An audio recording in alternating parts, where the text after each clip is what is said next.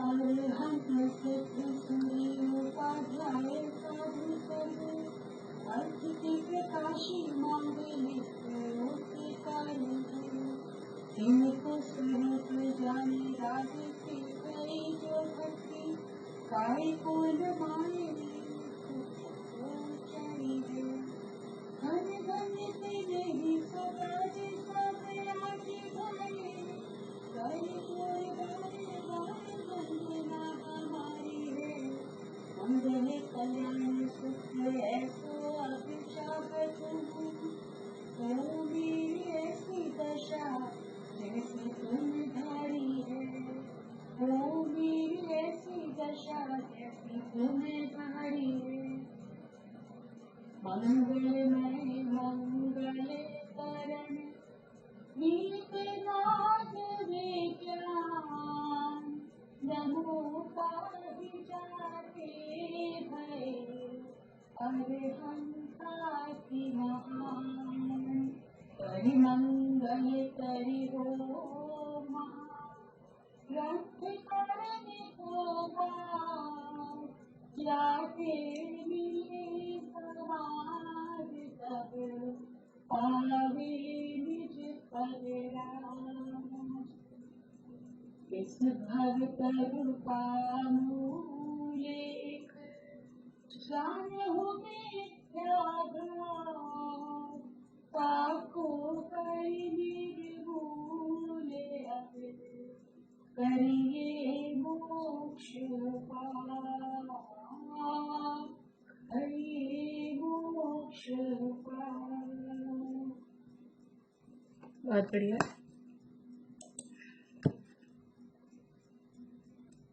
मोक्षा प्रकाशक में 7वां अधिकार अपना चल रहा है और इसमें निश्चयाभासी के प्रवृत्ति का प्रकरण चल रहा है, लेकिन थोड़ा सा अपन उसकी जो स्वच्छंद प्रवृत्ति है उसके संबंध में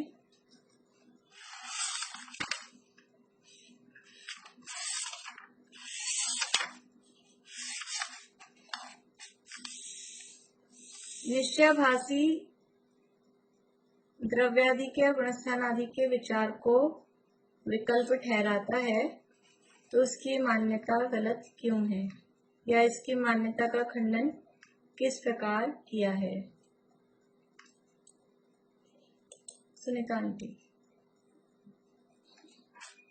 आदि का विचार है, ये विकल्प नहीं है, क्योंकि जब विकल्प उपयोग नहीं रहे तो विकल्प ये विकल्प होती है, अन्य विकल्प तो रागाधिक से अधिक होती है और विकल्प उपयोग सरल रहते नहीं है, क्योंकि धर्म सिद्धों का उपयोग भी अंतर उत्कृष्ट रहे तो एक अंतर्मुक्ति रहता है। कहाँ रहता है? अपने में उपयोग है तो हाँ, एक गे में उपयोग रहता है तो वो अंतर्मुख से ज्यादा नहीं रहता है। ठीक है, बढ़िया।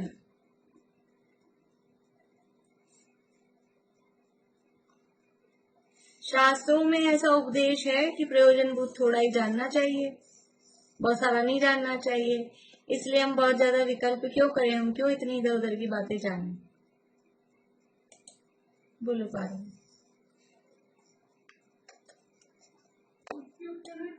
कहते हैं कि ये जो शास्त्रों में कहा गया है ये उन लोगों के लिए कहा गया है जिसको या तो और जानने की शक्ति नहीं है या मतलब बुद्धि कम या अज्ञानी है। हाँ, या और बहुत सारी बातें जानते हैं लेकिन जो मतलब की है वो नहीं जानते। बाकी सब जानते, तत्व ज्ञान नहीं जानते, तो उनके लिए कहा गया है। परंतु जिसमें शक्ति है और वो तत्व ज्ञान का विशेष जानना चाहता है तो उसे जानने में कोई बुराई नहीं है, क्योंकि विशेष हमेशा अच्छा ही होता है और वो राधा भी लगाने के आती है। ठीक है, बढ़िया।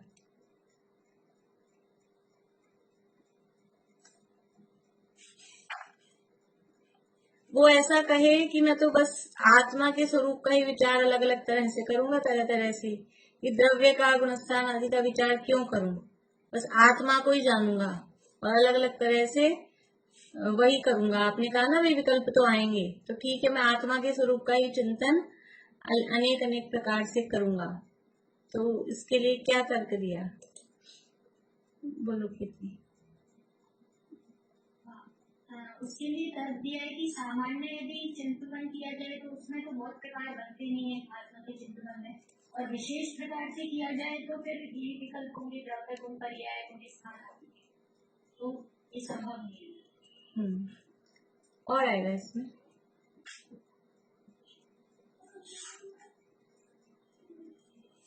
और हाँ, एक तो आगे वाला कि जो मोक्ष मार्ग है वो केवल आत्मा के से वो होता नहीं, केवल आत्मज्ञान कर लो, केवल उससे मोक्ष मार्ग, उसके लिए साधकों का श्रद्धान और रागादि घटाना चाहिए। साधकों में श्रद्धान के लिए जीव को जानना, उसके विशेष जानना ये जरूरी है जानने, और रागादि घटाने के लिए ये गुणस्थान आदि के विकल्प करने जरूरी है, कि और कुछ करेंगे और कुछ में विकल्प रहेगा तो रागादि बढ़ेगी, और इनको करेंगे फिर रागादि घटाएंगे। ठीक है, बढ़िया।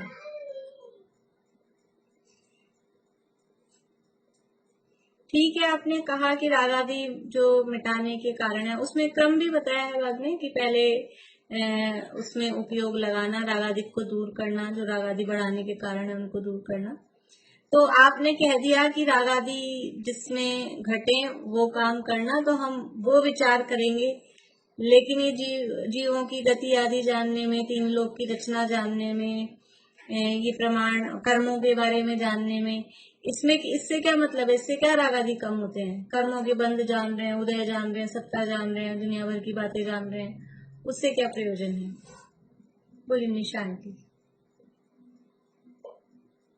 कर्मों के बंध, उदय, सत्ता आदि के बारे में जानने से तो ज्ञान विशेष रूप से निर्माण होता है, तथा त्रिभुवादि के आकार प्रकार आदि का जानना और विचार करना तो पहले बात है, क्योंकि इनको जानने से हमें कुछ इस अनिष्ट बना हासिल, इनसे हमारा कुछ इस अनिष्ट बना हमें हासिल नहीं होगा, ये मात्र देह रूप से ही जानने में आते हैं। तो ये हमारे रागादि को बढ़ाने में कारण नहीं करते हैं, बल्कि हमारा चिंतन चलेगा तो हमारे रागादि घटेंगे। हाँ, ये तो गेय रूप है और इनसे रागादि बढ़ते नहीं है, इसमें कोई इष्ट बुद्धि नहीं है, तो रागादि बढ़ते नहीं है, और इनमें उपयोग लगाने से जो और जगह हमारी इष्ट अनिष्ट की कल्पना हो रही थी, रागादि बढ़ रहे थे, वो कम हो जाते हैं। ठीक है, लेकिन स्वर्ग नरक को जानने से तो रागादि होगा ना, कर्मों को जानने में ठीक है नहीं हो रहा, स्वर्ग नरक को जानेंगे तब तो होगा ना, नरक बुरा है स्वर्ग भला है, तब तो इष्टनिष्ट बुद्धि होगी। ऐसी बुद्धि जाने को तो होती नहीं है, जाने को होती है और संसार के विकल्प को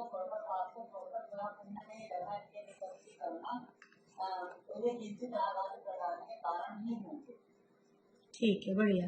देखो, नरक जाता है जीव वो पाप के उदय से, लेकिन नरक को जानना वो पाप का उदय भी नहीं है और पाप का बंध भी नहीं है। नरक को जान रहे हैं तो, और उपयोग विशुद्ध हो रहा है, उससे वैराग्य आ रहा है, कुछ संसार से विरक्ति हो रही है, तो पुण्य बंध का ही कारण है। इसलिए नरक मतलब पाप ऐसा नहीं है, नरक को जान लिया, नरक के बारे में विचार कर लिया, ऐसा नहीं। इसलिए उससे राग आदि घटते ही हैं।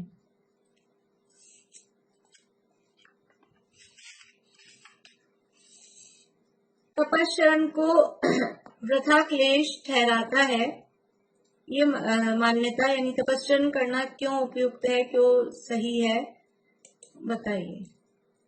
बोलिए बेला भाभी। तपश्चरण को जो वृथा क्लेश ठहराता है, मोक्ष मार्ग भी है, वो भी है ना, उसको उसी को संसार के मतलब उसी को भी करने की, उसको राग और द्वेष नहीं होना चाहिए। इसको जब जिनमें राग है और अंजन आदि में द्वेष है, तो मतलब इसको ये तो है नहीं कि इसके अंदर तपश्चरण वृथा क्लेश का कारण नहीं है, कोई ईश्वर अनिष्ट में इसको मतलब राग और द्वेष हो रहा है, तो इससे तो अच्छा तपस्या करने का अभ्यास रखना चाहिए। और दूसरा कि इसमें है कि संबित दृष्टि और तप नहीं करते, तो संबित दृष्टि को तप नहीं करते पर तपों का श्रद्धा नहीं, जरूर करते हैं। वो नहीं, अभी तो बस इतना ही लेना है, अभी इतना ही लेना है, अभी बस पहला तर्क कह दिया। हाँ, विराट को द्वेष करना नहीं होगा। बढ़िया। अगर उसको अनुचित से द्वेष हुआ है, भोजन करना तो सुख का तात्पर्य है, तो वहाँ राग आया, ऐसी करने की तो संसारियों के पाई जाती है, फिर वो कैसे हुआ? मोक्ष मार्गी कैसे हुआ? मोक्ष मार्गी कैसे हुआ? भाई निश्चयभाषी अपने आप को ज्ञानी कह रहा है, मोक्ष मार्गी कह रहा है, और जो ज्ञानी है, मोक्ष मार्गी है, उनकी तो दिशा, उनकी लाइफस्टाइल मतलब अंतरंग उनकी परिणति वो संसारी जीवों से अलग होती है। तो संसारी जीवों को भोजन आदि सामग्री में इष्टपना, राग होता है, और जो कोई प्रतिकूलताएं हैं, समझ लीजिए बाहर में सर्दी, गर्मी, भूख, प्यास, ये जो प्रतिकूलता है, उनमें द्वेष होता है। अब यदि तू तपस्या को क्लेश बता रहा है, तो तुझे वो परीक्षाओं में तो द्वेष हुआ और भोजन आदि में राग हुआ, तो तेरे में और उनमें अंतर क्या हुआ? ये तो कुछ फर्क ही नहीं हुआ, तुझे भी राग द्वेष, उनको भी राग द्वेष। इसलिए या तो तू मोक्ष मार्गी नहीं है, और मोक्ष मार्गी है तो मोक्ष मार्गी जीवों को तो ये इस तरह के राग द्वेष होते नहीं है, उनको तो तपस्या करना वो राग घटाने का ही कारण होता है। तो वो फिर सामने से कहता है कि ज्ञानी भी तो नहीं करते, कितने तो सम्यकदर्शी ज्ञानी भी हमने देखा है, भरत जी ने कोई तप नहीं किया था, ज्यादा कोई तप नहीं किया भरत जी ने, हमने देखा है ऐसा। बोलिए पूर्णिमा आंटी।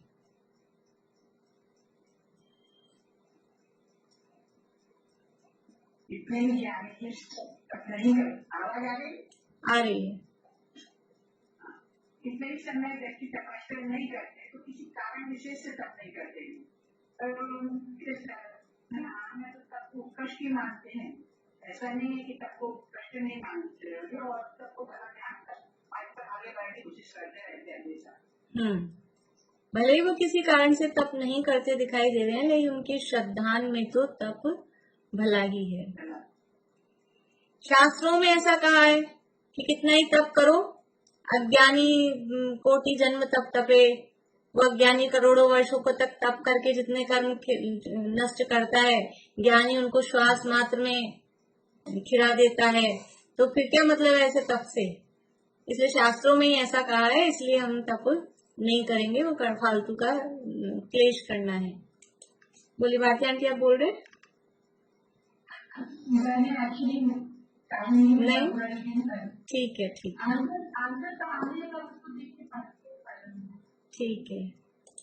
ममता भाभी,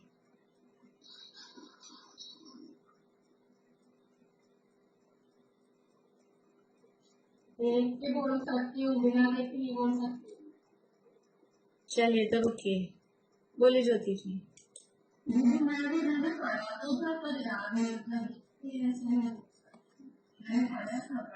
चलो बोलिए।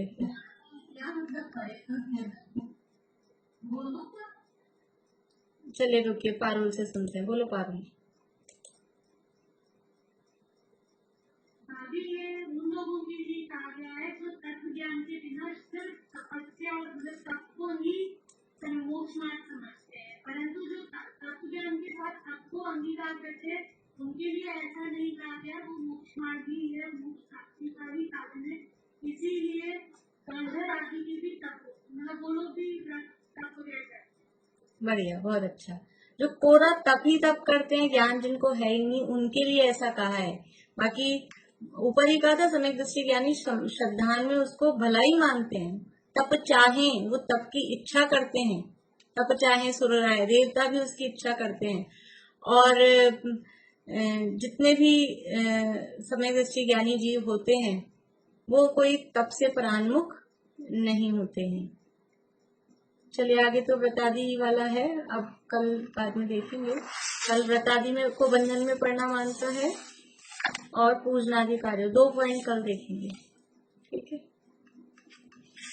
अभी आगे बढ़ते हैं अपन। बोली भारती आंटी।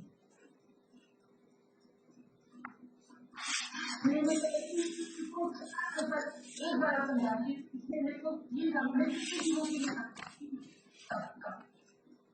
गंभीर दृष्टि की क्यों नहीं करते हैं उसका क्या है?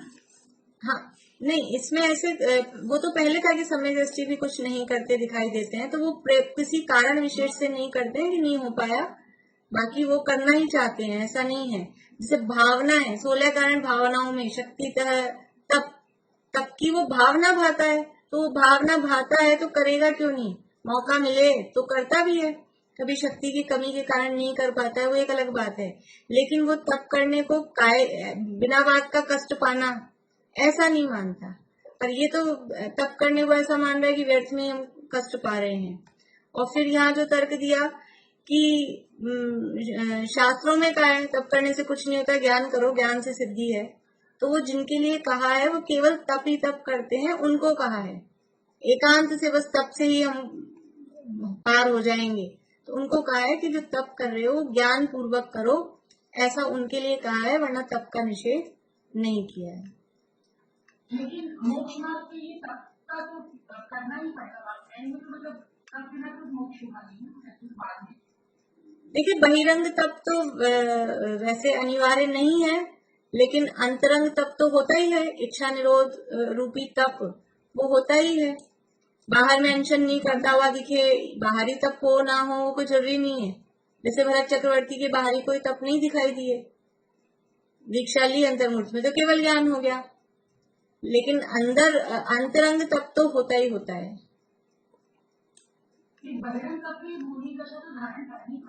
मुनि दशा को तप नहीं कहते, मुनि दशा संयम, वो संयम है, संयम तो होगा ही, उसको बोलेंगे संयम। तप है वो ऑप्शनल, संयम अनिवार्य है, तप ऑप्शनल है। लेकिन फिर भी उसका ऐसा नहीं कि वो उससे एलर्जी करते हो ज्ञानी जी कि ऑप्शनल है तो नहीं करें, ऑप्शनल भले ही है लेकिन उनको मौका मिलता है तो करते हैं ऐसा। मतलब मोक्ष मार्ग बहुत कठिन नहीं। हाँ चलिए अब अपने इनकी निश्चयाभासी जीवों की प्रवृत्ति किस तरह की होती है वो प्रकरण चल रहा था, और उसमें यहाँ बंध किस प्रकार से होता है, परद्रव्य के चिंतन आदि से ही बंध नहीं होता है, उसके तर्क यहाँ पंडित जी साहब ने दिए थे। एक तो केवल ज्ञानी भगवान का उदाहरण दिया, और फिर मुनि दशा में शुक्ल ध्यान की जो अवस्था है श्रेणी के काल में, वहां भी परद्रव्यों का चिंतन होता है, लेकिन उनके उस तरह से आश्रव बंध नहीं होते, बल्कि वो जो दशा है उनकी शुक्ल ध्यान की, उससे तो कर्मों का निर्जरा या कर्मों का नाश ही होता है। ये बात अपन ने कल कर ली थी। और यहाँ एक विशेष बात कही कि स्वद्रव्य परद्रव्य के चिंतन से, पेज नंबर है 210, ऊपर से तीसरी लाइन, स्वद्रव्य परद्रव्य के चिंतन से निर्जरा बंध नहीं होते, रागादि घटने से निर्जरा है और रागादि होने से बंध है। रागादि घटने से निर्जरा है, रागादि होने से बंध है। तो कल हमने इसका विशेष अर्थ देखा था, रागादि घटना मतलब ऐसे किसी से प्रेम राग कम हो गया ज्यादा, ये जो घट रहा हमको दिख रहा है ये तो घटता है बढ़ता है घटता है बढ़ता है, ये घटना नहीं है। घटने का मतलब है कि एक कषाय चौकड़ी पूरी की पूरी माइनस हो जाए, दो कषाय चौकड़ी पूरी की पूरी माइनस हो जाए, तब वो रागादि उस अनुपात में घटे कहे जाते हैं, और उससे ही संवर निर्जरा होती है। ये ऐसे कभी ज्यादा कभी कम, ये जो दिखाई दे रहे हैं हम जिसको रागादि घटना समझ रहे हैं, ये कोई वास्तव में संवर निर्जरा के कारण नहीं है, तो आश्रव बंध होता ही रहता है बराबर, इसलिए उसे रागादि के स्वरूप का यथार्थ ज्ञान नहीं है, इसलिए अन्यथा मानता है। अब वह पूछता है, आज वर्षा भाभी नहीं, उनको ये पूछना था, आज है नहीं वो, चलो। अब वह पूछता है कि ऐसा है तो निर्विकल्प अनुभव दशा में न्याय प्रमाण निक्षेप आदि के तथा दर्शन ज्ञानादि के भी विकल्पों का निषेध किया है, सो किस प्रकार है। 46 में आता है, परमाण नय निक्षेप को न उद्योत अनुभव में दिखे। जो अनुभव की दशा है वहां पर न प्रमाण का विकल्प, न नय का विकल्प, न निक्षेप का विकल्प, और सब गायब हो जाते हैं। समय सार में कलश है। निक्षेपों के चक्र विलय ने नहीं झलकते, हर प्रमाण के भाव अस्त हो जाते भाई। उसमें संस्कृत में ऐसा लिखा है अमृतचंद्राचार्य ने, मतलब उसका अर्थ ऐसा होता है कि वो कहाँ चले जाते हैं हमको नहीं मालूम। वो प्रमाण नए निक्षेप वो कहाँ चले गए अनुभव की दशा में हमको नहीं मालूम, हम नहीं जानते। तो जब अनुभव की दशा होती है, अनुभव से पहले ये इस नए से ऐसा, इस नए से ऐसा, प्रमाण से ऐसा, इस निक्षेप से ऐसा, ये अनुभव से पहले ये विकल्प चलते रहते हैं। लेकिन अनुभव के काल में न नए का विकल्प, न प्रमाण का विकल्प, न निक्षेप का विकल्प, कोई विकल्प नहीं रहते। तो कह रहा है शास्त्र में ही लिखा है, निषेध किया समय सार में है। हम आपको बता दें उठा के, इस समय सार में मना किया है कि ऐसे कोई प्रमाण न निक्षेप का विकल्प नहीं रहता है। फिर वो क्यों किया उन्होंने कि विकल्प मत करो किसी भी तरह के। अभी 3 शब्द हैं, प्रमाण, नय और निक्षेप। तो कुछ 2-3 लोग हैं, एक तो पारुल और रीला जी, आपको मालूम है प्रमाण नय निक्षेप का अर्थ मालूम है? एक पारुल, प्रमाण नय अधिगम्य वाला वही प्रमाण है, वही नय निक्षेप है। वर्षा भाभी को समझना था ये प्रकरण, वो भी नहीं है अभी। देखिए, प्रमाण, नय और निक्षेप ये क्या है? ये जो 7 तत्व हैं या मोक्ष मार्ग है, उनको जानने के उपाय बताए गए हैं। तत्वार्थ सूत्र में 5वां और 6ठा सूत्र, ये दोनों निक्षेप वाला है। नाम स्थापना द्रव्य भाव तस्तन्यास है और प्रमाण नय अधिगम। तो वहां वो जानने के उपाय बताए हैं। मोक्ष मार्ग का प्रकरण चल रहा है, शुरू किया सम्यक दर्शन ज्ञान चारित्रणी मोक्ष मार्ग, फिर तत्वार्थ श्रद्धानम सम्यक दर्शनम। तो मोक्ष मार्ग और तत्वार्थ कितनी चीजें हो गई? कुल 7 तत्व और मोक्ष मार्ग में 3 रत्नत्रय, ये 10 चीजें मुख्य रूप से। इनको जाने कैसे, हम किस तरह से जाने? इनका श्रद्धान आपने कह दिया है, ये सम्यक दर्शन है और ये मोक्ष मार्ग है, लेकिन इनको जाने कैसे? तो जानने के उपाय बताए। सबसे पहले निक्षेप बताया कि 4 प्रकार के निक्षेप होते हैं। अभी निक्षेप किसे कहते हैं? निक्षेप किसे कहते हैं? निक्षेप का अर्थ होता है, शब्द अर्थ तो होता है रखना, धरना। निक्षेप, प्रमिलांटी, निक्षेप का अर्थ मालूम है? निक्षेप का अर्थ, शब्द अर्थ होता है रखना, लेकिन क्या रखना, कहाँ रखना? ऐसा उठा के रख दिया, निक्षेपण करते हैं, निक्षेपण। तो हाँ, वो स्थापना, निक्षेप, वो निक्षेप। लेकिन निक्षेप का अर्थ अकेला स्थापना करना नहीं। निक्षेप का अर्थ तो है रखना, करना, धरना, ऐसा। तो यहाँ निक्षेप का अर्थ क्या है? यहाँ निक्षेप का अर्थ है कि ये जो मोक्ष मार्ग हैं या 7 तत्व हैं, इनको हम किस तरह से रख रहे हैं, कैसे रख रहे हैं?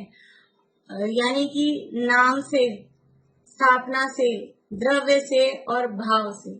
ये 4 प्रकार निक्षेप के कहलाते हैं। निक्षेप की परिभाषा है, प्रमाण और नय से निर्णीत वस्तु को निक्षेप कहते हैं। प्रमाण और नय से निर्णीत वस्तु को निक्षेप कहते हैं। आप लोगों के पास तत्वार्थ मणि प्रदीप हो तो वो सूत्र 5वां और 6ठा देख लेना, विशेष देखना हो तो। और ये निक्षेप 4 प्रकार के हैं। तो अभी निक्षेप समझाएंगे। पहले आपको आत्मा का अनुभव करना है, सम्यक दर्शन प्राप्त करना है, 7 तत्वों को जानना है। तो 7 तत्वों को जानने के लिए निक्षेप को जानो, कि पहले नाम जानो किसी का भी, किसी को भी जानना है। जैसे आज अपन ने अंतर किया था ना, द्रव्य का नाम द्रव्य है, गुण का नाम गुण है। ऐसे नाम जानो। सम्यक दर्शन का नाम क्या है? कि सम्यक दर्शन, ये उसका नाम है। जीव, अजीव, आश्रव, बंध, ये उनके नाम है। ये जीव का नाम जीव ही क्यों है? ये आश्रव, ये ऐसा किसने रख दिया? जैसे ये मोबाइल का नाम मोबाइल किसने रख दिया? अब तो किसी ने रखा होगा जिसने इन्वेंशन किया होगा, लेकिन फिर भी वो जो शब्द है ये उनके नाम है, तो नाम से उनको जाना जाता है। तो ये सम्यक दर्शन है, ये सम्यक ज्ञान है, ये सम्यक चारित्र है। अब हम नाम रख देते हैं सम्यक, ये सम्यक नाम है। कमला चाची फिर आपसे बोलती हूँ, सम्यक नाम है तो क्या वो सम्यक दर्शन है? क्या वो सम्यक दर्शन है क्या? तो क्या कहेंगे, ये नाम निक्षेप है, ये सम्यक दर्शन का नाम निक्षेप है कि हमने अपने बेटे का नाम सम्यक रखा है तो कोई सम्यक दर्शन नहीं है, लेकिन नाम रखा है वो नाम निक्षेप। ऐसे नाम होते हैं आजकल धार्मिक, तो ये कहलाएगा नाम निक्षेप, यानी गुण दोष की अपेक्षा रखे बिना किसी भी वस्तु का नाम रख देना, वो कहलाता है नाम निक्षेप। निक्षेप मतलब रख दिया हमने नाम। जैसे नाटक कर रहे हैं पाठशाला का नाटक कर रहे हैं, उसमें मोक्ष मार्ग दिखाना है तो एक बच्चे के आगे पोस्टर वो लगा देते हैं सम्यक दर्शन, दूसरे के आगे सम्यक ज्ञान। तो ये क्या है, ये सम्यक दर्शन है। तो वो बच्चा सम्यक दर्शन है, उसका नाम भी नहीं है सम्यक दर्शन, लेकिन उसके आगे लिख दिया है कि ये सम्यक दर्शन। कषाय वाला नाटक करते हैं तो एक के ऊपर क्रोध, एक के ऊपर मान, एक के ऊपर माया, ऐसा लिख देते हैं। तो क्या वो बच्चा क्रोध है? काले कपड़े उसको पहना दिए, वो नाम निक्षेप, उसको क्रोध का नाम रख दिया ऐसा। या स्थापना भी कह सकते हैं उसको अपन, कि हमने अभी उसको क्रोध मान लिया है ऐसा। देखो दूसरा स्थापना निक्षेप बोलिए भारती आंटी। जैसे ये नाम निक्षेप में जैसे ये हो सकता है कि आपके अन्य नाम है तो हाँ, कुछ भी नाम हो सकता है। अच्छा, मैं एक चीज पूछ सकती हूँ, जैसे ये आश्रय और निर्जरा ये है, इनका क्या नाम से कुछ भी कनेक्शन नहीं, ऐसे पूछ नहीं, कनेक्शन है ना। निर्जरा का अर्थ होता है नष्ट हो जाना, आश्रम का अर्थ होता है आना, तो वो उसी हिसाब से है नाम। ज्यादातर नाम होते हैं वो यानी जैसे नरकों के नाम हैं तो वो उनके रत्न प्रभा, रत्नों जैसी प्रभा है, शर्करा प्रभा, शक्कर जैसी प्रभा है, तो वो सार्थक नाम है, उसका अर्थ भी वही है, नाम भी वही है। लेकिन धम्मा, वंशा, मेघा, अंजना, अरिष्टा, इसमें धम्मा का क्या अर्थ है? तो वो कोई अर्थ उससे, लेकिन अब वो नाम निक्षेप से धम्मा नाम है उसका, वंशा, मेघा ऐसा। तो नाम निक्षेप का मतलब है गुण हो भी सकते हैं, नहीं भी हो। किसी का नाम राजा हो और वास्तव में वो राजा हो, और किसी का नाम तो राजा हो और वो भिखारी हो, तो दोनों पॉसिबिलिटी है, वो नाम निक्षेप से है। फिर दूसरा है स्थापना निक्षेप, कि किसी अन्य वस्तु को अन्य वस्तु में मान लेना कि ये है, मान लो ये है, तो वो कहलाता है स्थापना निक्षेप। जैसे हमने पत्थर की, पाषाण की प्रतिमा में भगवान की स्थापना कर दी कि ये भगवान है, पंचकलाणक विधि पूर्वक उनमें भगवान की स्थापना कर दी। कभी हम गेम वगैरह खूब खेलते हैं तो गोटी कोई गुम जाती है तो कुछ भी पत्थर वत्थर उठा के रख देते हैं और ये मान लिया चैश में ये हाथी है, ये घोड़ा है, उसमें उसकी स्थापना करते हैं। ताश के पत्ते कोई गुम जाते हैं तो वो जोकर में लिख देते हैं जो भी पत्ता गुम गया, उसकी वो स्थापना करते हैं। तो ये कहलाती है स्थापना निक्षेप, मतलब मान लेना। फिर द्रव्य निक्षेप और भाव निक्षेप। मैं आप लोगों से तो पूछ सकती हूँ, मैं क्यों बोल रही हूँ इतना? बोली निशा आंटी, द्रव्य निक्षेप किसे कहते हैं?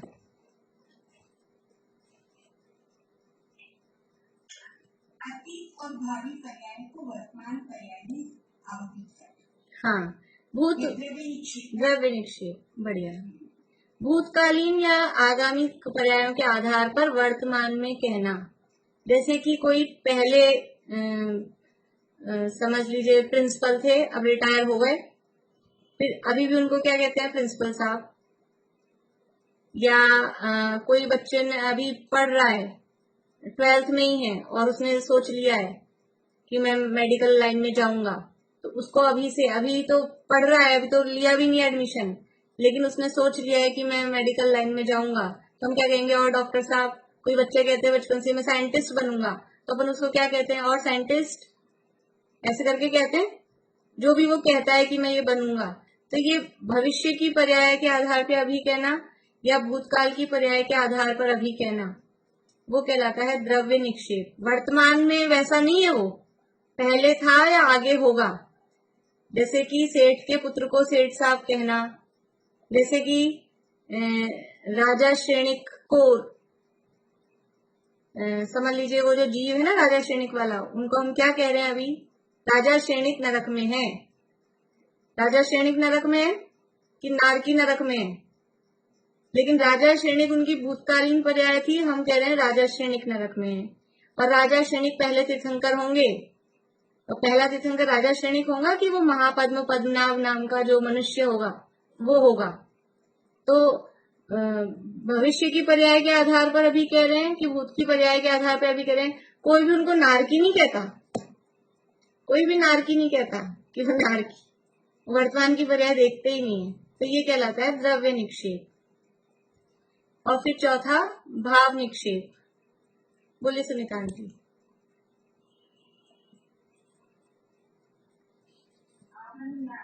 नहीं आ रहा आपको? पूर्णिमा आंटी नहीं? बोलिए आभा आंटी। ऐसा यदि आप टीचर हो तो मैं भाव से आपको भी टीचर बोलूंगी। वर्तमान में जो हाँ, वर्तमान पर्याय के आधार पर उस वस्तु को कहना कि वर्तमान में जो है उसको वो कहना कि वर्तमान में वो नरक में है तो कहना नारकी, वो नारकी अभी डंडे खा रहा है। वर्तमान पर्याय के आधार पर ही द्रव्य को कहना, आगे पीछे से नहीं, तो वो कहलाता है भाव निक्षेप। चलिए, महावीर भगवान, बोलो पारुल, महावीर भगवान की जो मूर्ति हमारे मंदिर में है ये कौन से निक्षेप से है? स्थापना निक्षेप से। बढ़िया। अभी द्रव्य और भाव निक्षेप में बताना है। जैसे कोई पुजारी है, पूजा करने जा रहे हैं, महावीर भगवान की प्रतिमा, पुजारी उजारी दूसरा कुछ नहीं लाना है। महावीर भगवान की प्रतिमा को अभी वो जो प्रतिमा महावीर भगवान की वहां मंदिर में विराजमान है वो द्रव्य निक्षेप से है कि भाव निक्षेप से? स्थापना निक्षेप है, बिल्कुल सही है वो। अब इन दोनों में से भी एक लगाना है। द्रव्य निक्षेप होगा। क्यों? पहले थे ना वो तो महावीर भगवान, मतलब पहले अभी नहीं है वो भगवान। वर्तमान में तो देख सकते हैं। ज्योति जी, स्थापना के अलावा हाँ, द्रव्य भाव में से बताना है। स्थापना तो है ही फाइनल। कारण बताइए क्यों? क्योंकि अभी वो सिद्ध भगवान ही तो है। और मंदिर में सिद्ध भगवान की मूर्ति रखी है, विराजमान है। सिद्ध महावीर की प्रतिमा विराजमान है कि अरहंत महावीर की प्रतिमा विराजमान है? बोलो समीक्षा। द्रव्य निक्षेप से आएगा क्योंकि अभी अवस्था में भगवान की मूर्ति दिखती है, तो सिद्ध भगवान। बढ़िया, बहुत अच्छा। अभी वो वर्तमान में है सिद्ध अवस्था में, लेकिन हमने किसी भी मंदिर में महावीर भगवान की सिद्ध अवस्था की प्रतिमा लगा रखी है, क्योंकि सिद्धों के नीचे तो चिन्ह ही नहीं होएगा अगर सिद्ध प्रतिमा होती है तो। और वो जो चिन्ह वाली जो प्रतिमा, और दूसरी बात, ये अष्ट प्रातिहार्यों से सहित छत्र होते हैं, चवर होते हैं, महामंडल होते हैं, ये सब अरहंत प्रतिमा के साथ में होते हैं। इसलिए हमने जो प्रतिमा विराजमान कर रखी है वो अरहंत दशा की, तो ये द्रव्य निक्षेप भी है। स्थापना तो है ही है, द्रव्य निक्षेप से। और एक मिनट आपसे पूछती हूँ, सीमंदर भगवान की प्रतिमा हमारे स्मारक में विराजमान है, सीमंदर भगवान की, वो कौन से निक्षेप से है? मुन्ना अभी आपको समझ में आ रहा है? आप बताएंगे? स्मारक की बात है इसलिए आपसे पूछ रही हूँ। हाँ, वो स्थापना निक्षेप से है। हाँ, और द्रव्य निक्षेप से है। द्रव्य निक्षेप से क्यों? क्योंकि वर्तमान में वो अनंत अवस्था में हम उन्हें पूछते हैं। तो वर्तमान में अरहंत अवस्था में है सीमंदर भगवान, और हमने अरहंत प्रतिमा विराजमान कर रखी है, तो वो कौन सा निक्षेप हुआ? जिस अवस्था में है उसी रूप में हम कह रहे हैं, वो कौन सा निक्षेप हुआ? म्यूट हो। नहीं, ये हुआ भाव निक्षेप। जिस अवस्था में है उसी रूप में हम कह रहे हैं, तो अरहंत रूप में सीमंदर भगवान है विधेय क्षेत्र में, और अरहंत भगवान की हमने प्रतिमा विराजमान की है, इसलिए ये भाव निक्षेप से है। ठीक है? हाँ, बोलिए भारती आंटी। हाँ भाभी थोड़ा और डिटेल में समझाइए ना ये भाव निक्षेप और भाव। ठीक है ठीक है। मैं कह रही थी कि भाव निक्षेप की हम लोग सिर्फ ट्रूथ बोल सकते हैं, सच्चाई बोल सकते हैं, इसमें हम लोग मतलब जो एक्चुअल है सच्चाई वही भाव निक्षेप करेगा ना। नहीं, द्रव्य निक्षेप भी कोई झूठा है ऐसा नहीं है, पहले वो था ना ऐसा, लेकिन ये कथन करने की पद्धति है। द्रव्य निक्षेप में तो हम कोई चीज को अगर जो अगर मूर्ति है भगवान की वो एक्चुअल में तो नहीं ना, वो तो हमने स्थापना किया। वो एक्चुअल वाली बात तो वो स्थापना में जाएगी कि भी हमने एक्चुअल वो नहीं है, हमने मानी है, उसको हम कह सकते हैं। लेकिन द्रव्य निक्षेप में ऐसे किसी को भी नहीं कहेंगे कुछ भी उठा के जबरदस्ती, वो तो फिर मजाक बनाने के लिए किसी को कह रहे हो और पंडित मतलब कोई नहीं हो और फिर भी हम कहें। कोई स्मारक में जिसने एडमिशन लिया है, कनिष्ठ में पहली साल भी है और वो 10 लक्षण में बाहर जाएंगे तो उनको वहाँ क्या कहेंगे, जो बाहर वहाँ गए तो वो जिस भी शहर में गए लोग तो क्या बोलेंगे उनको, विद्यार्थी आए, विद्यार्थी आओ, विद्यार्थी आओ, ऐसे बोलेंगे कि पंडित जी बोलेंगे? पंडित जी बोलेंगे ना, अभी एडमिशन ही दिया है, 1-2 महीने ही हुए हैं और 10 लक्षण में भेज दिया बाहर, तो पंडित अभी बना नहीं है कुछ भी, लेकिन वो बनने आया है, बनेगा, तो ये हम द्रव्य निक्षेप से कहते हैं। और वही पॉइंट का देगा जैसे वो एक्चुअली में बच्चे के डॉक्टर को कंप्यूटर डॉक्टर को दिया है, डॉक्टर को दिया, वो एक्चुअली में तो नहीं ना। और भाव निक्षेप में जो भी ठीक है, हाँ वो प्रेजेंट में अभी नहीं है, पर वो सच्चाई वर्ड के साथ में क्या होता है, झूठ उसके साथ में आ जाता है अपोजिट में। हाँ हाँ, वास्तविकता, हाँ वास्तविकता में हम ऐसा कह सकते हैं अभी। हाँ, तो वही प्रेजेंट में, वर्तमान में भी वो क्या किस स्थिति में है उसी रूप में उसको कहना, वो कहलाएगा भाव निक्षेप। और पीछे की अवस्था के आधार पर कि आगे की अवस्था के आधार पर उनको कहना, वो कहलाता है द्रव्य निक्षेप। अभी तो अपना क्या समय हो गया, कल मैं आप लोगों से उदाहरण देख के पूछूंगी, मैं नाम बता रही हूँ स्पेशली, मोना भाभी, पारुल, प्रमिला चाची और रेखा जी, आपने पढ़ा हुआ है पहले विषय, बेला जी कहाँ गए? ये जो 2 नए लोग दिख रहे हैं ना मुझे, उन लोगों से स्पेशली पढ़ा हुआ है आपका विषय? हाँ ठीक है, आप लोग पढ़ सकते हो, जो तत्वार्थमणि प्रदीप है उसमें पहले अध्याय का 5वां सूत्र है। अभी आपने केवल निक्षेप का ही किया है और नया प्रमाण का फिर अपन आगे देखेंगे स्वरूप।